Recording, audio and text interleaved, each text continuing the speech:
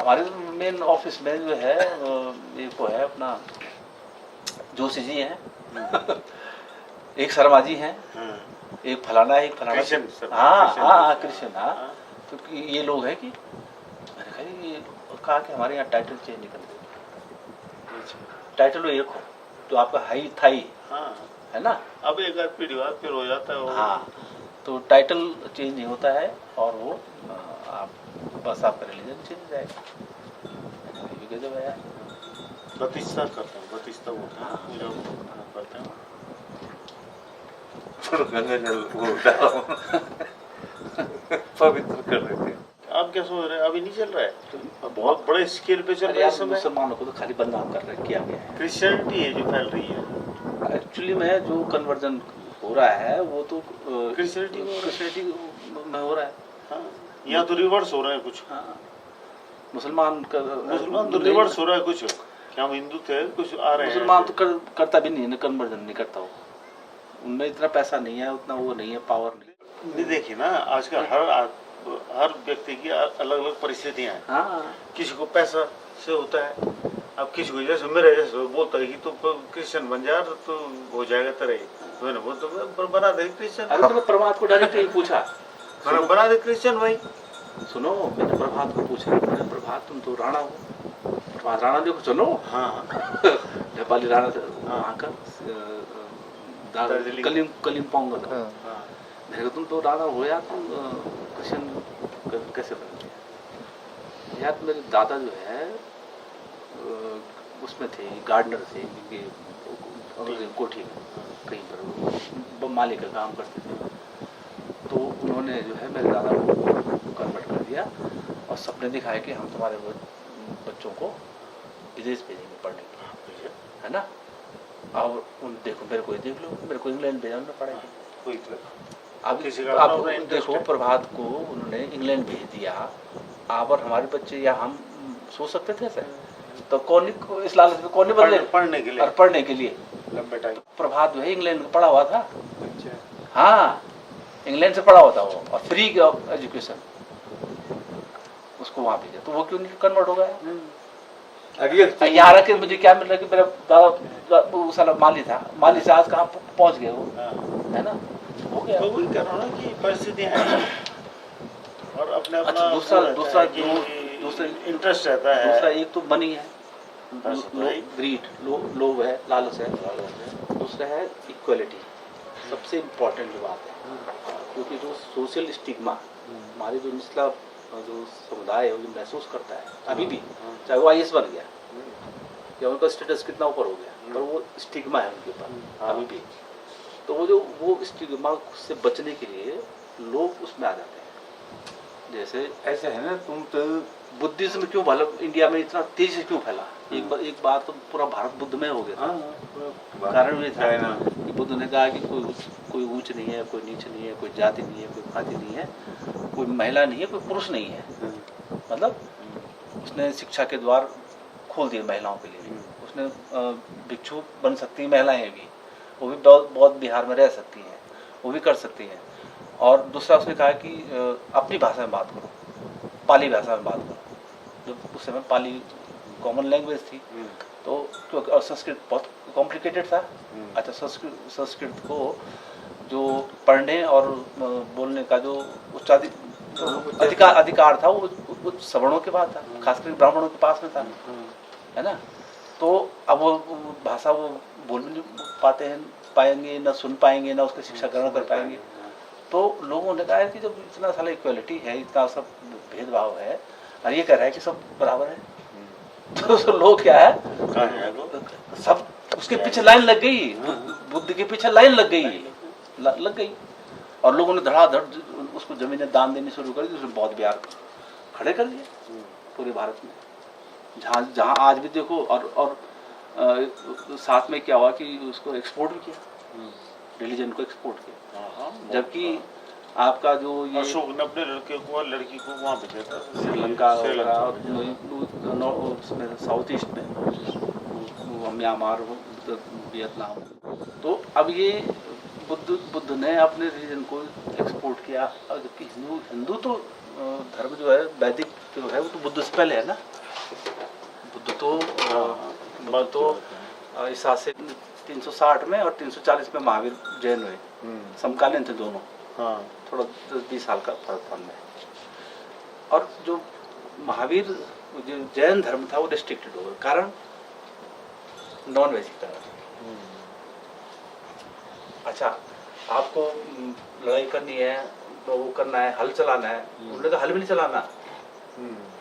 तो इसलिए क्या हुआ कि जैन धर्म ज्यादा वणिक समाज में पॉपुलर हुआ होगा, क्योंकि उनको तो अब हल चलाओगे तो यार कोई ना कोई मरेगा। जंतु तो मरेगा ही ना। है, होने का तो हम तो सब कृषक है, मतलब मेजोरिटी सब लोग कृषक ही थे। तो अगर हम इसको अपना लेंगे और अब मीट मांस भी नहीं खाना और हिंसा भी नहीं करनी, तो अदरवाइज उनका भी बड़ा अच्छा रिलीजन था, ऐसे वो नहीं है, अभी भी है, अच्छा रिलीजन है। पर केवल और केवल लोग उसमें इसलिए नहीं गए कि अहिंसा वाला जो कॉन्सेप्ट है उसमें, और दूसरा शाकाहारी होता है नहीं, ये था। अब बुद्ध ने कहा कुछ भी खा लो।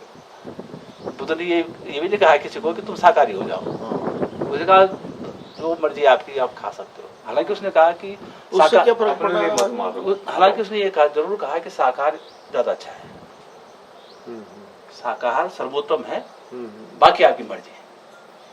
क्योंकि वो बुद्ध तो थोपता ही नहीं था ना किसी चीज को। उसने तो ये भी कहा कि मेरा कोई वो मेरी कोई मूर्ति भी मत बनाओ और ना मैं कोई भगवान हूँ, है, आप खुद महसूस करो, देखो, खुद ज्ञान प्राप्त करो।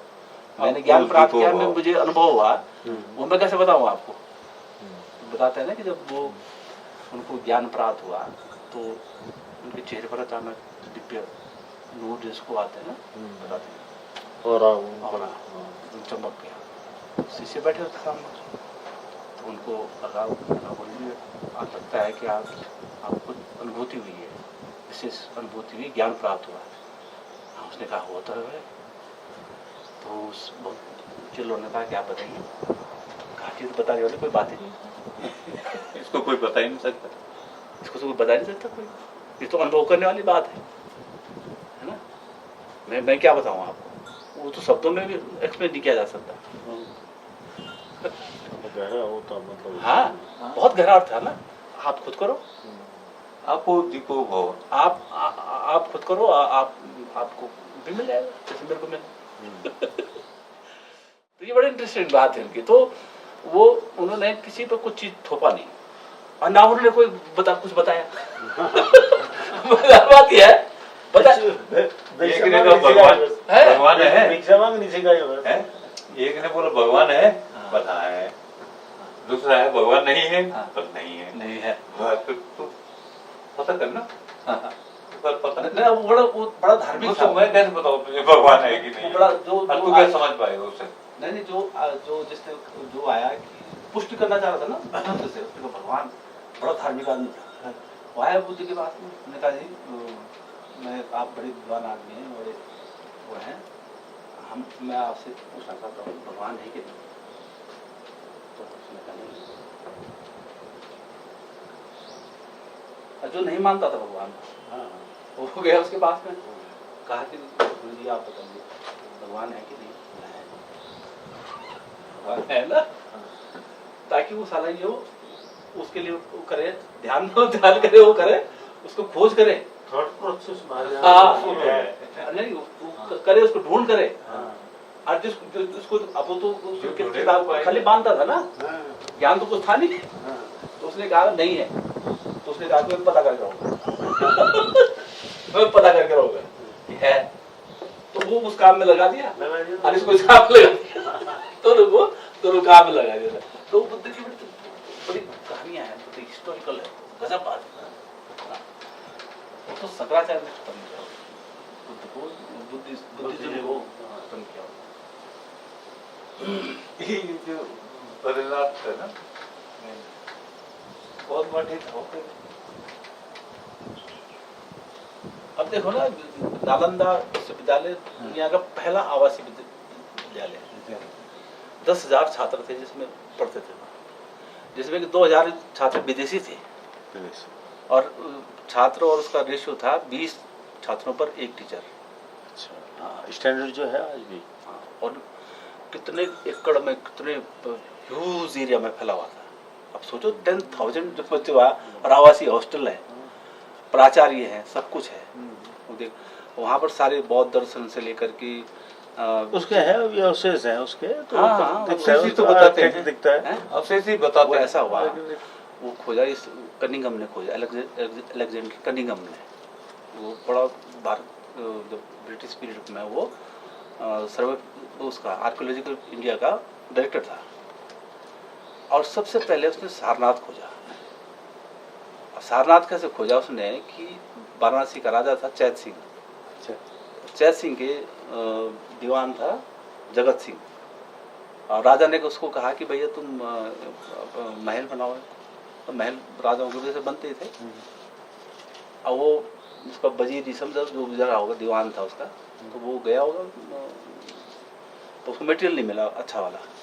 अच्छा, वो आसपास गया कहीं, और उसने थोड़ा खुदाई करी, और वहाँ उसको बढ़िया ईंट मिल गई, बढ़िया बढ़िया पत्थर मिल गए, और उसने वहाँ से खुदाई शुरू करी और महल पर लगाना शुरू कर दिया। महल आगे अलेक्जेंडर कनिंघम को कहा कि असल ये इस तो बेस्ट क्वालिटी का मटेरियल ला कहाँ जा रहा है, ये महल तो बन रहा है, तो ला कहाँ जा रहा है।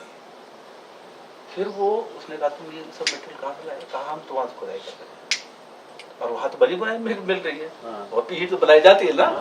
कहा कि तो बनाई बनाई है वहाँ पर, बनाई बनाई है। कहा कि चलो हमको ले चलो। तो गए वहाँ, उसने कहा बंद करो इसको, यहाँ से अब कोई खुदाई नहीं होगी। वो समझ गया कोई हिस्टोरिकल प्लेस है ये। तो पहला स्मारक जो बौद्ध स्तूप है वो सारनाथ में, सारनाथ में मिला था। तब अलेक्जेंडर ने उसकी पूरी खुदवाई करवाई करो, तो अब निकली वहाँ से बड़े वो स्ट्रक्चर्स ना, बड़े बड़े निकले उसके, जैसे मोहनजोदड़ो हड़प्पा में निकले ना, शहरी निकल गया था, बताओ पूरा दबा हुआ था, पूरा शहरी था वो, तो नगरीय सभ्यता थी मोहनजोदड़ो हड़प्पा। तो तब जाके उसने फिर वो धीरे धीरे करके फिर और जगह लिटरेचर में जाके पढ़ा, फिर कहाँ थी क्या थी, तब खुदाई शुरू हुई।